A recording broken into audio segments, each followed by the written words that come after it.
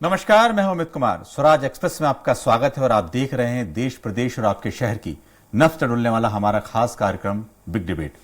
मध्य प्रदेश के सियासी गलियारों में जिन मुद्दों की गूंज हो रही है उससे साफ लग रहा है कि सियासी दल इलेक्शन मोड में आ रहे हैं।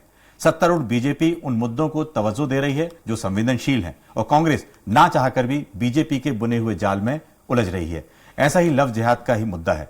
पहले छोटे नेताओं के बीच इस पर बहस हो रही थी, लेकिन अब मुख्यमंत्री शिवराज सिंह चौहान और नेता प्रतिपक्ष डॉक्टर गोविंद सिंह भी इस मुद्दे में कूद पड़े हैं, तो मुद्दा ज्यादा संवेदनशील हो गया है। इसी पर देखिए आज की हमारी खास पेशकश। इस पर चर्चा के लिए खास मेहमानों का एक पैनल मेरे साथ मौजूद रहेगा। मेहमानों से आपका परिचय कराऊं उससे पहले देखिए रिपोर्ट। मध्य प्रदेश में लव जिहाद का मुद्दा राजनेताओं के लिए एक जायकेदार राजनीतिक फैंटेसी बन गया है। राजनीतिक दलों ने पिछले कुछ समय से सियासी माइलेज लेने लव जिहाद और धर्म परिवर्तन के मुद्दा जोशो खरोश से छेड़ा हुआ है। बीजेपी और आरएसएस को ये संदेह है कि सूबे के आदिवासी क्षेत्रों में धर्म परिवर्तन और लव जिहाद जिहादियों ने छेड़ा हुआ है, जिसको लेकर संघ मध्य प्रदेश के आदिवासी इलाकों में संचालित गतिविधियों का ऑडिट कर रहा है। संस्कार केंद्र कार्य अवलोकन अभियान के तहत पहुंचे संघ पदाधिकारी मध्य भारत प्रांत के जिलों में अभियान चलाया हुआ है। अभियान के अंतर्गत संघ 48 घंटे तक गांवों में रुकेंगे और रिपोर्ट तैयार भी करेंगे। रिपोर्ट में इस बात का भी जिक्र होगा कि बीते कुछ सालों में कितनी आदिवासी महिलाओं ने अंतर्जातीय विवाह और धर्म परिवर्तन किया है। इधर मध्य प्रदेश सरकार भी आदिवासी क्षेत्रों पर विशेष फोकस कर रही है। ये लव नहीं है, ये लव के नाम पे जिहाद है और मैं किसी भी कीमत पर मध्य प्रदेश की धरती पर लव जिहाद का खेल चलने नहीं दूंगा। कारण है धर्म परिवर्तन को रोकना। हालांकि प्रदेश का मुख्य विपक्षी दल लव जिहाद और धर्म परिवर्तन जैसे आरोपों को प्रदेश सरकार की साजिश बता रहा है। विधानसभा नेता प्रतिपक्ष डॉक्टर गोविंद सिंह ने लव जिहाद को फर्जी करार दिया है। साथ ही डॉक्टर गोविंद ने धर्म परिवर्तन करने को भी जायज और कानूनी बताते हुए कहा है कि किसी धर्म को अपना किसी भी व्यक्ति की स्वतंत्रता है। तो उधर कांग्रेस नेता के बयान पर आपत्ति लेते हुए प्रदेश सरकार के चिकित्सा शिक्षा मंत्री विश्वास सारंग ने कांग्रेस और नेता प्रतिपक्ष के खिलाफ मोर्चा खोल दिया है। मंत्री सारंग ने कांग्रेस पर धर्म परिवर्तन तक करवाने के आरोप मढ़ दिए हैं। जिहाद पूरी तरह से फर्जी है। लव जिहाद न कभी था न कभी है। कांग्रेस हर समय से धर्म परिवर्तन करवाती आई है और ऐसे धर्म परिवर्तन करने वालों को संरक्षण देती आई है।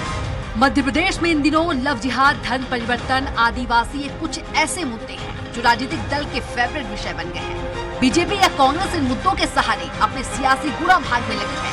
हालांकि आदिवासी क्षेत्रों में धर्म परिवर्तन करवाने का मामला नया नहीं है। बीता वक्त गवाह है कि बड़े पैमाने पर इन क्षेत्रों में धर्म परिवर्तन करवाने का गिरोह सक्रिय है। लेकिन चुनावी साल में एक बार फिर मुद्दा चुनाव के बाद कहीं खो नहीं जाए, ये हुक्मरानों को समझना होगा। स्वराज एक्सप्रेस के लिए अतुल शर्मा की रिपोर्ट।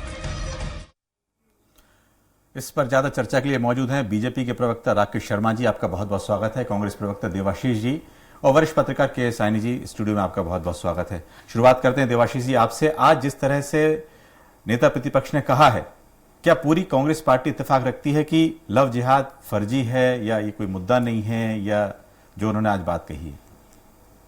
निश्चित तौर पर लव जिहाद का जो मुद्दा है भारतीय जनता पार्टी के द्वारा जो उठाया जा रहा है वो आज का कोई नया मुद्दा नहीं है।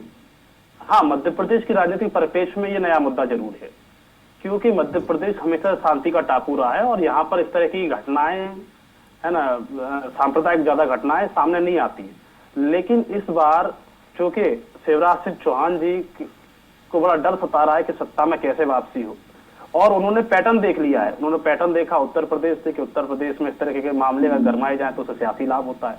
अन्य राज्यों में भी इस तरह के मामलों से सियासी लाभ होता हुआ दिख रहा है उनको। तो इसलिए उन्होंने प्रयास यही कर रहे हैं कि, मेरी आवाज आ रही है आपको? जी जी बिल्कुल आवाज आ रही है देवाशीष जी।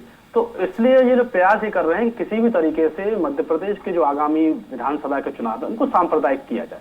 देखिए, जहां तक लव जिहाद का मामला है और लव जिहाद का विषय, ये अपने आप में एक डिबेटेबल विषय है और विवादास्पद विषय है। इससे पूरे देश में चर्चाएं हुई हैं और सबके अलग अलग अपने तर्क है, अपने, है ना। अब ये बात आती है कि एनसीआरबी के डेटा को तथ्य माना जाता है। क्राइम रिकॉर्ड के लिए एनसीआरबी के डेटा को तथ्य माना जाता है।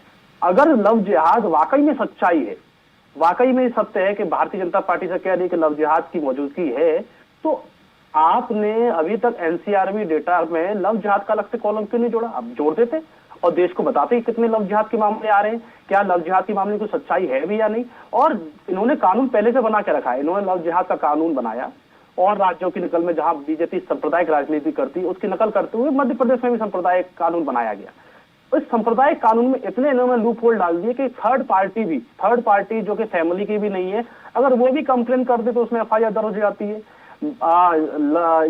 लव मैरिज के जो मामले हैं, प्रेम विवाह के जितने भी मामले हैं, उससे परिवारों की रजामंदी नहीं होती, हम और आप सब जानते, पूरा समाज जानता है। ऐसे में इन्होंने ये भी क्लॉज डाला है कि परिवार का कोई सदस्य भी जाके एफआईआर करा सकता है। तो इन्होंने पूरी तैयारी, मुझे पूरा कर लेने दीजिए, इन्होंने पूरी तैयारी करके रखी है कि हम लव जिहाद को एक इश्यू बनाए, इश्यू क्रिएट करें। अब दिक्कत ये आ रही है कि मध्य प्रदेश में ना तो अल्पसंख्यक आबादी इतनी ज्यादा है, अब ये आ जाते हैं कि आदिवासी के मामले पे आ जाते हैं। आदिवासी के ऊपर आपकी सरकार में पूरे देश में सबसे ज्यादा अत्याचार अगर किसी राज्य में अगर आदिवासी पे हो रहा है तो वो मध्य प्रदेश में हो रहा है। हम नेमावार हत्याकांड नहीं भूले, हम सिवनी में मॉब लिंचिंग नहीं भूले कि जहां पर इन्हीं के समर्थक बजरंग दल के लोगों ने, बजरंग के कार्यकर्ताओं ने दो आदिवासियों की पीट कर गौ तस्करी के मामले में हत्या कर दी थी शक में। तो जब आदिवासियों के ऊपर अन्याय अत्याचार बढ़ रहा है, और मैं तो भारतीय जनता पार्टी के राष्ट्रीय माननीय प्रवक्ता जी राकेश शर्मा जी से पूछना चाहूंगा कि आप आदिवासी को आदिवासी मानते हैं या वनवासी में सीमित हो? चलिए देवाशीष जी, सवाल मैं कर रहा हूं, लेकिन आपसे जो पूछा था कि क्या पूरी कांग्रेस पार्टी से इत्तेफाक रखती है कि लव जिहाद जैसा मुद्दा फर्जी है, इस पे आपने सीधी टिप्पणी दी है। राकेश जी, बड़ा संवेदनशील मुद्दा है, बहस इस मुद्दे पे होनी चाहिए, सरकार क्या कर रही है, क्योंकि इससे बहुत सारी सुरक्षा जैसे मुद्दे भी जुड़े हुए हैं। तो जिस तरह से मुख्यमंत्री ने मंच से कहा, सबके सामने कहा कि आगे कड़ी कार्रवाई होगी, क्या अभी जो कानून बना है उससे भी कोई कड़ी कार्रवाई की कोई प्राथमिकता है क्या? अमित जी, सबसे पहले तो मैं आपके चैनल के माध्यम से एक बात स्पष्ट करना चाहूंगा कि भारतीय जनता पार्टी और मध्य प्रदेश की सरकार प्यार के खिलाफ नहीं है। विषय जो है लव जिहाद के, आप ये देखिए कि भोपाल शहर में 5 ऐसे मामले आए कि मुस्लिम युवा ने हिंदू नाम रखकर हिंदू लड़की को बरगला के उससे जबरदस्ती शादी की और उसके बाद उसका धर्म परिवर्तन का प्रयास किया। मेरा ये कहना है, आप प्यार कीजिए, किसी ने रोका नहीं है, पर सलीम जब दीपक बनता है ना, तब हमें तकलीफ शुरू होती है। आज सबसे बड़ा विषय यह है कि कांग्रेस पार्टी को यह स्पष्ट करना चाहिए कि हम बेटी को बचाने का प्रयास कर रहे हैं और ये सिर्फ वोटों की और मुस्लिम तुष्टीकरण की राजनीति कर रहे हैं। इनके लिए बेटी महत्वपूर्ण नहीं है, इनके लिए वोट महत्वपूर्ण, और ये सिद्ध हो रहा है। मैं एक बात मेरे विद्वान साथी से पूछना चाहूंगा और नेता प्रतिपक्ष जी से भी पूछना चाहूंगा कि जिस दिन श्रद्धा को 32 टुकड़े में काटा गया, कांग्रेस के एक भी नेता का न ट्वीट आया, ना एक भी बयान आया, ऐसा क्यों? कैसी बात है? और आप बोलने दीजिए। देखिए, ये प्लीज, ये समस्या यही है कि हम इनको शांति से सुनते हैं। नहीं अमित जी, ये तरीका ठीक नहीं है, ये तरीका ठीक है। देवाशीष जी, बात आने दीजिए, आपको मौका मिलेगा। फिर उसके बाद दिल्ली में एक बच्ची सूटकेस में कटी हुई पाई जाती है, पैक। ना प्रियंका वाड्रा एक शब्द बोलती है, ना राहुल गांधी एक शब्द बोलते हैं, ना कांग्रेस एक शब्द बोलती है। ये कैसा प्यार है कि 32 टुकड़े में बेटी को काट दिया जाए, सूटकेस में काट के सूटकेस में पैक कर दिया जाए? ऐसे प्यार का समर्थन कांग्रेस पार्टी करती है क्या? और सलीम अगर दीपक बन रहा है तो उसका भी समर्थन करती है क्या कांग्रेस पार्टी? मेरा दूसरा एक और महत्वपूर्ण विषय है कि आज लगातार भारतीय जनता पार्टी जिन विषयों को उठा रही है, हम धारा 370 की बात करें, कांग्रेस कहती थी पूरे देश में दंगे फैल जाएंगे, कोई भारत का झंडा उठाने वाला नहीं बचेगा और मस्तक काट दिया गया। ये सब बयानबाजी कांग्रेस पार्टी करती है। उसके बाद 3 तलाक विषय पे आइए, कांग्रेस पार्टी कहती है नहीं, हम इसके समर्थन में नहीं है। आज अगर हम सामान्य नागरिक संहिता की बात कर रहे हैं, सर एक मिनट लेंगे। गोविंद सिंह जी हमारे साथ जुड़ गए हैं, डॉक्टर गोविंद सिंह जी। गोविंद जी, आपको आवाज आ रही है? अभी तो आ रही जी। गोविंद जी, मैं अमित बोल रहा हूं, और आपने आज जो बयान दिया है कि ये पूरा मामला, जिस तरह का लव जिहाद का मामला, मुख्यमंत्री शिवराज सिंह चौहान ने कहा कि और सख्त कार्रवाई करेंगे, आपको लगता है कि पहले से इस तरह कानून है और ये पूरा मामला फर्जी है? पूरी तरह से ये चुनाव के दृश्य जी नफाजी है जी, क्योंकि जो लव जिहाद का मामला 302 धारा से बड़ी कोई धारा नहीं है। इस धारा में फांसी तक की सजा होती है। और तो अब लव जिहाद का क्या, भारत इसी सदन में सबको, किसी भी व्यक्ति को और किसी महिला पुरुष को अपने स्वेच्छा अनुसार शादी करने का अधिकार है। और इसके साथ ही साथ ये भी कहना चाहता हूँ कि भारतीय संविधान में सभी को समान अधिकार है। लव जिहाद आज तक हमें कोई मुद्दा मिला नहीं जी। अगर कोई है तो उसके लिए कानून पूर्व से ही है और उसमें कानून का पालन कर। भारतीय जनता पार्टी ने 15 वर्ष के वर्ष में कोई काम न किया, नहीं, न बेरोजगारी, न महंगाई, न किसानों के लिए खाद बीज की उपलब्धता, जीएसटी और नोटबंदी कारण छोटे व्यापारियों की कमर तोड़ दी। अब केवल जी, आपने कहा है कि दूसरे मुद्दे जो हैं उन पर काम न करके अफवाह फैलाने का काम आप कर रहे हैं। आपको आवाज आ रही है गोविंद जी? डॉक्टर साहब आपको आवाज आ रही है?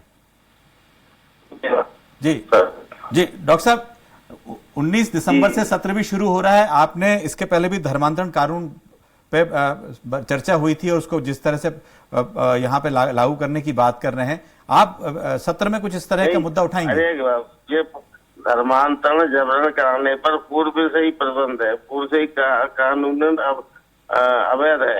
अगर कोई जबरदस्ती धोखाधड़ी करके करता है तो IPC में पुलिस एक्ट में धारा है। तो ये फिर लव जिहाद जो कुछ है चुनाव के टाइम पे क्यों आ जाता है? चुनाव के पहले न लव जिहाद देखता है न कहीं कुछ देखता है। जब अब भर कुछ काम करें तो बताएं जनता को कि हमने ये काम किया इसलिए वोट चाहते हैं। अब यही है, कहीं गौ माता के नाम पर, कहीं मंदिर के नाम पर षड्यंत्र फैलाने का काम करती है जी। इनको ट्रेनिंग इस बात की दी जाती है। जी डॉक्टर साहब, बहुत बहुत धन्यवाद जुड़ने के लिए, आपने अपनी बात रखी। राकेश जी, उन्होंने सीधा कहा है कि मुद्दों से भटकाने को लेकर इस तरह की बातें आती हैं। बहुत सारे मुद्दे गिनाए जिन पर चर्चा होनी चाहिए, क्या काम हुआ है नहीं हुआ उस पर होना चाहिए। आपके पास आएंगे, लेकिन मैं, हमारी वरिष्ठ पत्रकार शाइनी जी हैं। शाइनी जी, इस तरह के मुद्दे जब उठते हैं तो लगता है कि सिर्फ मुद्दा बन के रह जाते हैं, जिनको सजा मिलनी चाहिए नहीं मिल पाती है, या सरकार इस तरह से सख्ती दिखाकर कुछ अलग प्रयास करती है दिखाने की? अमित जी, आपने बहुत सही बात कही थी। जो पहले कहा है बहुत संवेदनशील मामला है और ये समाज को डिवाइड करने का काम करने के बजाय जो क्राइम करते हैं उसको, क्राइम को आप आइडेंटिफाई करें। जब आप लव जिहाद कहते हैं तो आप एकदम से उसको एक कम्युनिटी के ऊपर पूरा फैला देते हैं। जैसे अभी राकेश जी ने आपने कहा कि सलीम जब दीपक बन जाता है तो इससे हमें तकलीफ है। जी, आपने शाइनी जी बिल्कुल सही बात की। इस समय हमारे साथ ओम प्रकाश शक्लेजा जी जुड़ रहे हैं, कैबिनेट मंत्री हैं मध्य प्रदेश के। शक्लेजा जी, आपको आवाज आ रही है? जी जी जी, मैं अमित बोल रहा हूं। शक्लेजा जी, एक बहुत ही, आज शिवराज जी ने भी कहा इस तरह की लव जिहाद जैसे कानून को और सख्त करेंगे, और उन्होंने इस बात को रखा है, और आरएसएस ने भी अपनी बात को रखा है कि वो इस तरह का आंतरिक सर्वे भी करेंगे जहां पर धर्मांतरण हो रहे हैं, या इस पूरी बात को आप पूरे वनवासी कल्याण क्षेत्र में जाएंगे। क्या आप इस चीज को कह सकते हैं कि मध्य प्रदेश में इस तरह की गतिविधियां अभी भी चल रही हैं क्या? देखिए, कुछ गतिविधियां हुई है, पहले के मुकाबले में बहुत कम होती है जी, लेकिन जब गतिविधि शुरू हो उसी समय उस पर गंभीरता से ध्यान देकर नहीं रोका जाए तो सामाजिक समरसता बिगड़ती है। और कहीं ना कहीं हमारे लिए भारत अपने आप को अपनी सामाजिक समरसता के लिए प्रसिद्ध है कि वहाँ हर वर्ग का समन्वय चलता है जी। तो समन्वय के कारण ही हम सर्वाइव करते हैं। और हमारी अगर सबसे दुनिया की पुरानी संस्कृति है जीवन की तो भारत की है जी। और उसमें सभी वर्गों का अपनी पहचान है और वो पहचान बनी रहे, एक दूसरे पे हावी ना हो, दबाव ना आए। तो ये हर राजनीतिक पार्टी का दायित्व होता है। जी, मंत्री जी, एक सवाल यह है कि अभी नेता प्रतिपक्ष जी कह रहे थे कि उनके सरकार के पास ऐसे काम दिखाने को नहीं है और इसलिए इस तरह के मुद्दे उठाते, संवेदनशील मुद्दों को उठाते हैं जनता के बीच, और इस तरह के कानून पहले से बने हुए हैं। देखिए, ऐसा है कि समय और मौके पे ये बातें करना जरूरी है। जी, सरकार के काम का हिसाब लगाए तो सिर्फ उनसे पूछ लीजिएगा, नेता प्रतिपक्ष जी से, जी कि देखिए जब उनकी सरकार थी 10 साल, उन्होंने बिजली कितनी दी थी, कितना मध्य प्रदेश का था, क्या सड़कों का हालत थी, क्या स्कूलों की हालत थी, क्या रोजगार की उपलब्धता थी, क्या विषय हर जगह, और क्या प्रति व्यक्ति औसत मध्य प्रदेश के हर औसत प्रति व्यक्ति आय क्या थी, क्या आय 10 गुना बढ़ी तो उन्हें तकलीफ है, क्या वो काम उन्हें नहीं दिखता है, क्या सड़कों का जाल उन्हें नहीं दिखता है, क्या क्या चीज नहीं है जो उन्हें नहीं दिखती है कि वो ये कहे कि काम नहीं है। और अभी तो मैं लेटेस्ट बोलता हूँ कि पिछले 2 साल में 5000 MSME की नई इंडस्ट्री चालू हो गई, फंक्शनिंग में आ गई। तो कहाँ से आ गई? काम नहीं है, इसको वो काम नहीं मानते तो उनका काम क्या है वो जरा स्पष्ट कर दे।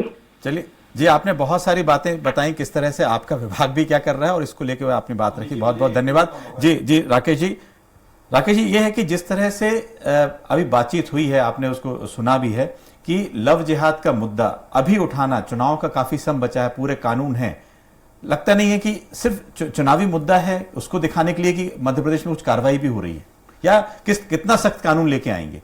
देखिए, बेटियों की जान बचाना अगर उसको कांग्रेस चुनाव से जोड़ती है तो ये तो बड़ी शर्मनाक स्थिति है। मेरा ये कहना है कि हिंदुस्तान में हर जगह लगातार चुनाव होते हैं।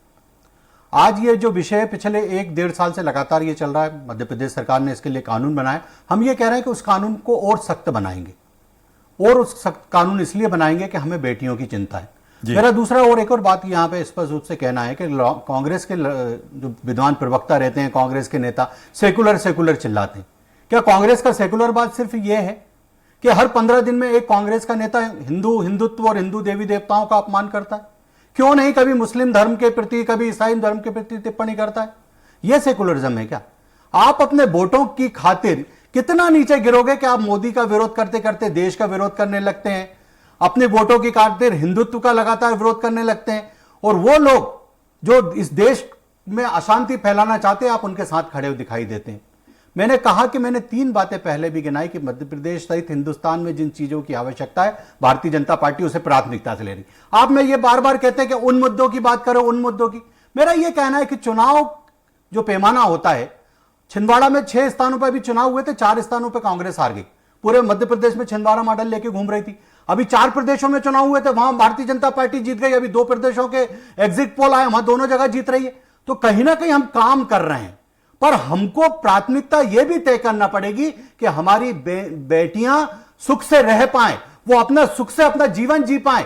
ऐसा नहीं है कि एक माँ बाप अपनी बेटी को 22 साल का कर रहे हैं, उसको पढ़ा लिखा के बड़ा कर रहे हैं, और मुश्किल से वो 6-7 महीने जिंदा नहीं रह पाती, उसके टुकड़े टुकड़े हो जाते हैं। तो कांग्रेस इस बात का समर्थन करती है कि टुकड़े टुकड़े होना चाहिए। नहीं, मेरा ये कहना है। राकेश जी, आपने अपनी बात है, लेकिन ये बात भी है कि लगातार 18 साल से बीजेपी की सरकार है, और उसके बाद जो कानून बन रहे हैं, आपकी जो सुरक्षा है, जो एनआरसीबी के आंकड़े हैं, उन सबको भी देखने की बात है।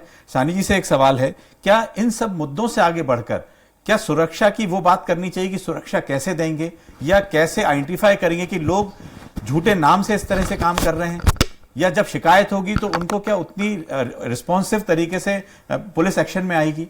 जी शानी जी। बात वही है कि जो कानून तो ऑलरेडी एग्जिस्ट कर रहा है, वो कड़ा कानून है, ऐसा नहीं है हमारे कानून नहीं है, लेकिन उस चीज़ को स्ट्रांगली इम्प्लीमेंट करना है, ना कि उसको एक तरह से सोसाइटी को डिवाइड करने के लिए। जब जैसे ही आप कहते हो कि लव जिहाद है, तो आप एक कम्युनिटी को टारगेट कर दो। वो व्यक्ति जो कर रहा है, ये जिसने इस तरह के क्राइम करा है, उनको आपको कम करना चाहिए, उनको पकड़ना चाहिए, या उस तरह से शिक्षित करना चाहिए कि इस तरह के क्राइम ना हो सोसाइटी में जी।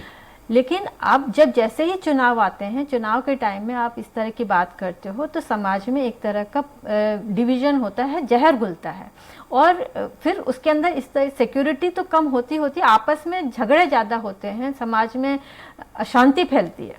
तो वो भी एक तरह से संभालना सरकार का ही काम है। बिल्कुल, आपने ठीक है, सरकार का काम है, लेकिन जो हमारा धर्मांतरण कानून बना है उस पर भी जी देवाशीष जी आपके पास ही आ रहे हैं। सवाल यही है कि आज जिस तरह से बयान आपके वरिष्ठ नेता ने दिया है, उसी पर हम बात रखना चाह रहे हैं कि क्या उस तरह के बयान से उस तरह के कानून को हल्का करना है या वो चाह रहे हैं कि और कड़ी कार्रवाई हो?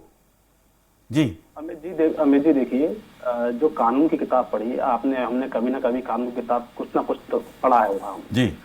कानून कभी भी ये नहीं लिखता, जब धारा 376 लिखी जाती है तो उसमें लिखा जाता है कि रेप अगेंस्ट वुमेन, है ना, तो उसमें महिला के विरुद्ध रेप की बात करी जाती है। उसमें ये नहीं लिखा कि हिंदू महिला है, आदिवासी महिला है, सवर्ण महिला है, दलित महिला है, मुस्लिम महिला है। लेकिन भारतीय जनता पार्टी का एक नया कानून है जिसमें वो आइडेंटिफाई कर लेते हैं कि कौन किस धर्म से, कौन सी जाति से।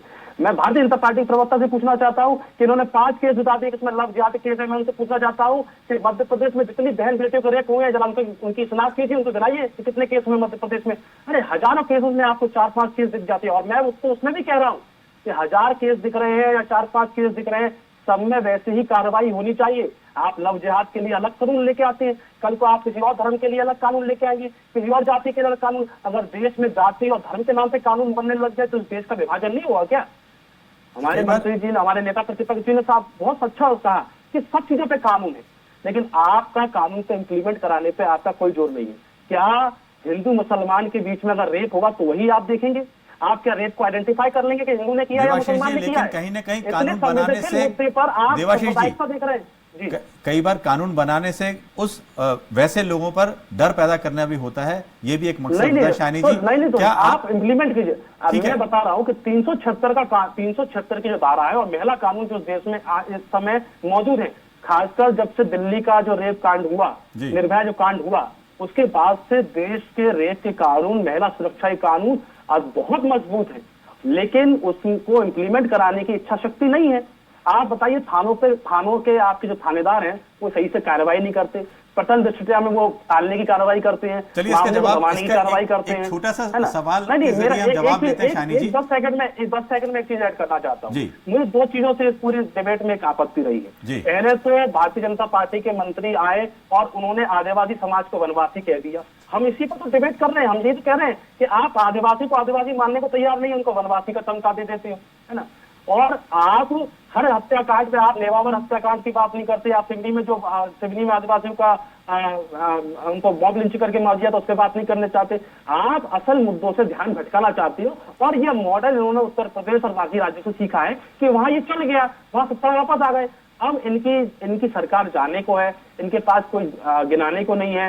मध्य प्रदेश के मुख्यमंत्री घोषणावीर के रूप में और झूठे घोषणावीर के रूप में मशहूर है। उनकी बात पर तो 1 सेकंड वो रुकेंगे और दूसरे सेकंड में आप वहां से मौजूद जनता से, गाँव वालों से जवाब लेते हैं। शानी जी, आपसे पूछना चाहते हैं कि किस तरह से धर्मांतरण का पहले कानून था, लगातार बीजेपी उस पर भी विरोध करती रही और हम लगातार इतने 20 सालों से देख रहे हैं, आज फिर उन इलाकों में जाकर आंतरिक सर्वे होना, या अभी 1 साल पहले लव जिहाद के बोला कि भाई ठीक है नहीं होना चाहिए, उसको लेकर फांसी की सजा तक का प्रावधान उन्होंने नए कानून में किया है। क्या इतनी सख्ती की बिल्कुल बीजेपी इससे कुछ इसको फायदा हो पाएगा? क्या आगे के चुनाव मुद्दा रहेगा ये पूरा?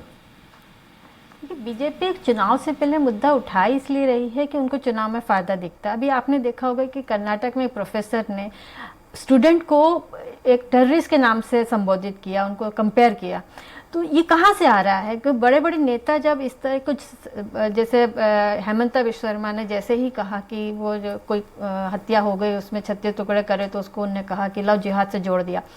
तो जैसे बड़े नेता कुछ इस तरह के स्टेटमेंट देते हैं तो वो चीज़ें कम्युनिटी में जाती है। प्रोफेसर सोचो किस स्टूडेंट को क्या मैसेज दे रहा है, तो एक जहर तो फैलता है समाज के अंदर। मेरा ये कहना है कि जो भी क्राइम होता है उस क्राइम को स्ट्रिक्टली, अपने यहाँ इतना कानून है कि उसको इम्प्लीमेंट करे तो सारे क्राइम आप कंट्रोल कर सकते हो, लेकिन समाज के अंदर किसी तरह कोई भी, मतलब कांग्रेस बीजेपी के हर कोई धर्म और जाति के आधार पर समाज को बांटने का काम बंद करें ये पॉलिटिकल पार्टी। कहना सही है कि सरकार को भी इस बात का ध्यान रखना चाहिए, किसी जाति धर्म के आधार पर, किसी कानून पर, किसी नाम पर नहीं करना चाहिए, लेकिन जिस तरह का यदि कोई वाकया हुआ है उससे एक भय और डर भी बनना चाहिए सरकार की। अमित जी, आप ये बताएं ना कि इतने क्राइम होता है मध्य प्रदेश में, आप देखेंगे तो कितने महिलाओं का जो होता है वो एक ही कम्युनिटी के लोग नहीं कर रहे हैं।